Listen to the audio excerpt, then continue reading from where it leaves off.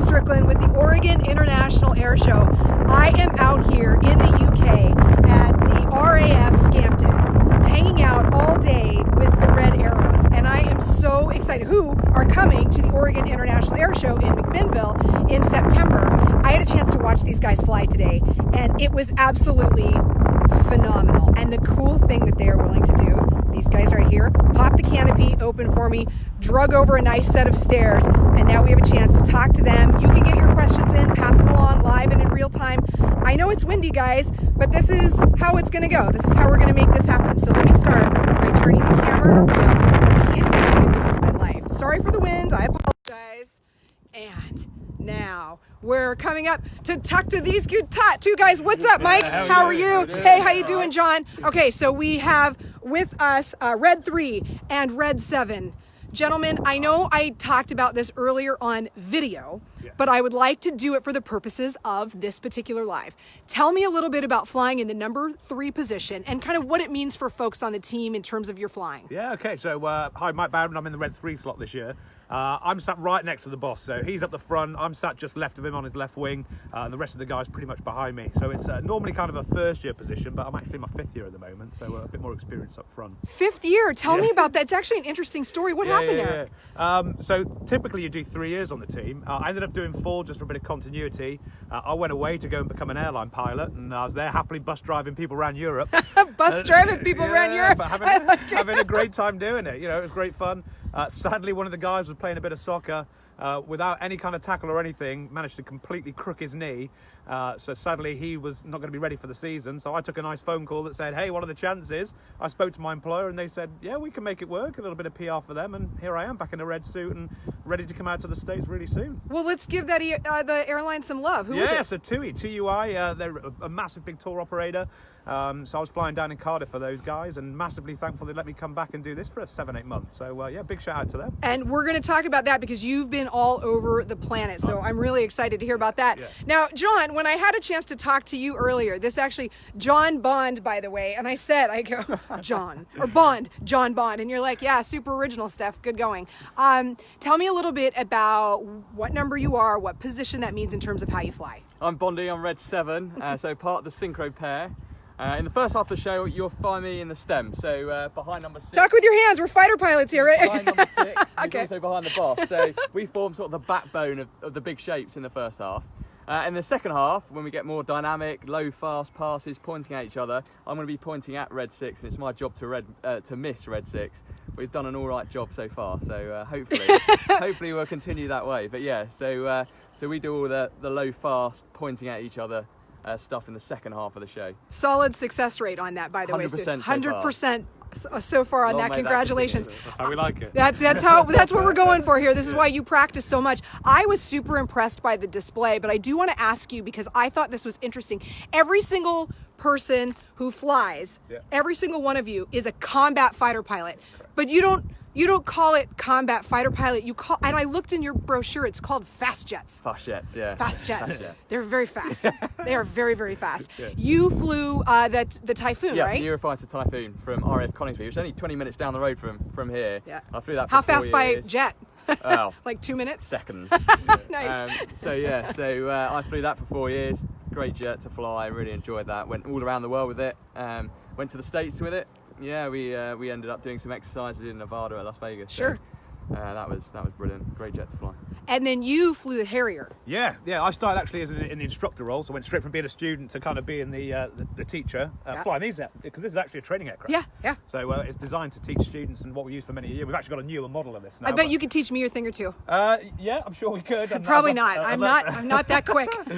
I'd love to go. Well, what a beautiful day for it. I know. Again. But yeah, so I did that for a few years, and then went and flew the Harrier, which was a beautiful aeroplane. A lot of the guys in the States may know the AV-8B, the equivalent that we call it over there. But sadly, we retired it from service about 5-6 years ago, and I moved on to the Tornado GR4. So I did 3-4 years on that, and then found myself here. So yeah, it's been great. You on the team had a chance to go to China, to the Middle East, and now on this massive North American tour. What are you looking forward to when you come to Oregon for the Oregon International Air Show, as well as the 19 plus other stops you'll be making? I think very much like the Far East, was going to places and opportunities you just don't normally get in life. And again, I've never been to Oregon, so I'm stoked and really excited about coming out. It's going to be amazing. And again, it's one of those places on the calendar you're like, there's so many of us I know that have never been. So it's just a whole new opportunity, loads of new people, loads of new places, and really looking forward to it. And for me, that's going to pretty much then be a the whole northern hemisphere tick. Yeah, done, so. you need one of those maps that you like check and just color the whole thing. You're like, I have been officially everywhere. What about you? What are you looking forward to when you come to North America and to the Oregon International Air Show? Just like Mike, really.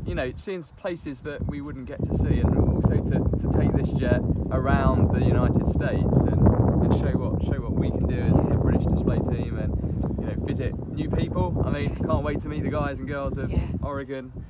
We're a friendly bunch. I know, I've heard all about it. And so I'm really looking forward to just meeting new people from all different backgrounds, different states across the UK, and it makes a nice change, to go somewhere different, and to hopefully show off what we're all about, that the British public get to see every year, but hopefully the Americans and Canadians will get to see what we can do. Everyone's so excited. I'll tell you this, I'm going to turn this around really quick, and then we're actually going to go walk up the stairs. They brought stairs because someone probably told them that if someone's going to fall down on something, it's going to be me. Our tickets for the Oregon International Air Show, in 4 hours, we did basically what we would have done in 5 months' time. So these guys right here are super popular. I know it's windy. We've got Kate joining in. Hello, Kate. We've got Eric O'Connor joining in as well. Let me turn this camera back around, and let's have a chance to peek in the cockpit. Now, I see up here, we were going to do like a heads or tails, flip some coins, but it's actually John's plane. So John, I'm coming up. You're gonna have to make some room. Right. There's a baby step to get in the back. That's not because I'm short.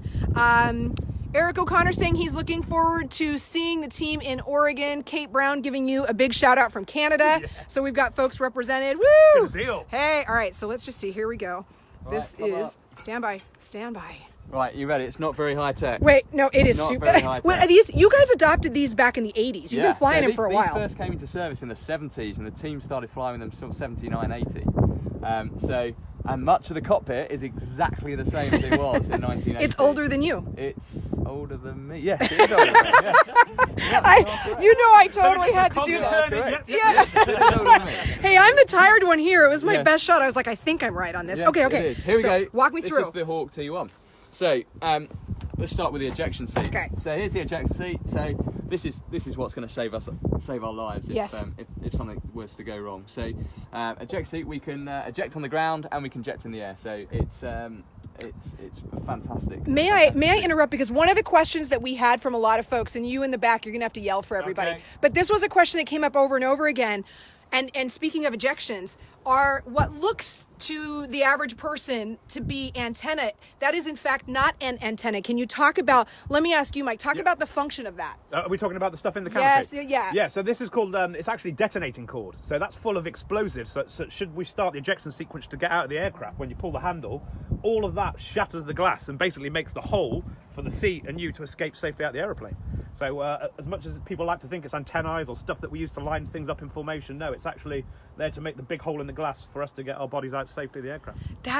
I think that's incredible when you see it in some of the video now that you guys are doing more stuff with in-cockpit footage. Yep. It definitely creates interesting lines for kind of how I see the horizon through your eyes. We also use it for a lot, especially with myself and number 6 in the stem, in the backbone. We actually use a lot of it for formation referencing as well. I was going to say, when I saw, I posted something on Twitter and Instagram, it's your maneuver, which, come on, you guys, it's bananas. It's called the Goose. Yep. And what I noticed is you could tell when the 9-jet, right? I've got it. The 9-jet was leveling out. Yeah. And I was like, oh, he's like locked on. Like you could watch it happen based on these detonation cords. So we actually use, I put the boss's tailplane when I'm formating in the stem. I put him just on the just touching the bottom bit of that cord. Really? And I know then I'm on position. Hey, So it's quite useful as well.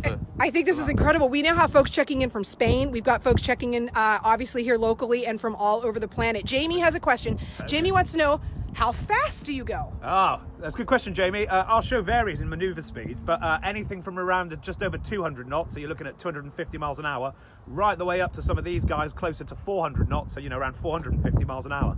But the jet is capable of going faster than the speed of sound, so yeah, it's quite a wide range, but it's pretty quick.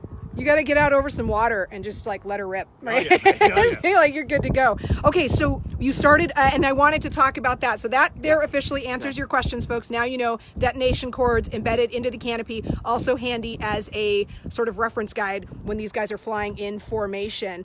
Brazil checking in. Oh, nice. Is it Yorkshire? Because it's not Yorkshire. That's what I said last night, and you guys Yorkshire. got all over me when I was like, we're in Lincolnshire, and these guys were like, excuse me, what? It was like classic American misstep. All right. Do you want to see how the smoke works? Yes, because I'm Everyone super wants curious to know about how that. the I smoke love works. this. Right, okay, you're going to have to get the camera in Okay. deep here. Give me okay. a section. Where are we? It's here, All right, it's hang on on. it. I'm coming right now. Can you see that smoke on, off control? A little bit up, a little bit further up.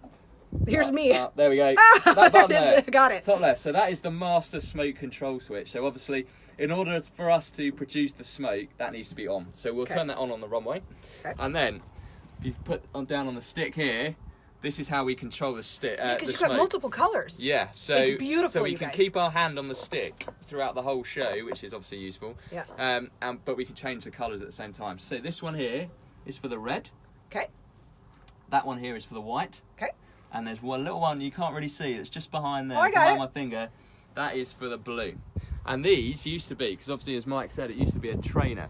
Yeah. So these have all been adapted. I think this used to be the practice bomb release switch, which Okay. is now a red smoke. What a great So idea. they all used to do something different, but then when these jets got converted to be Red Arrow, some little adaptations were made, and they were converted into red, white, and blue buttons. Is it true? I heard this today, so it must be true if I read it on the internet. I actually heard it from someone here. But you have you have a certain number of minutes Yep. of smoke. So and it's also varies by color. Tell me about that. 5 minutes for white, 1 minute for red, and 1 minute for blue. Okay. So we have to ration it accordingly throughout the display.